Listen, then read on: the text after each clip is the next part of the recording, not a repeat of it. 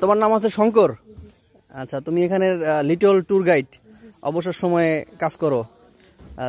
তুমি কোন ক্লাসে পড়ো? ক্লাস 3-তে। তোমরা হচ্ছে এখানে কি সনাতনী ধর্ম তোমাদের, না? আচ্ছা, তো তোমাদের বাবা মা কি করে? পাতা তুলে, চা পাতা তুলে। আচ্ছা আচ্ছা, তো এখন তুলে না? আচ্ছা, তোমার জীবিকা উপার্জন করে তোমার আম্মু? আচ্ছা আচ্ছা, তা তোমার চায়ের কিরকম তোমাদের কাজকর্ম? চা পাতা ভর্তা দিয়ে ভাত খাও? আচ্ছা, চা পাতা ভর্তা দিয়ে ভাত খাও, খুবই দুঃখজনক। কেন তোমাদের চা পাতা যে তোমার আম্মু তুলে, তোমার আম্মুকে ভালো টাকা পয়সা ইনকাম করতে পারে না?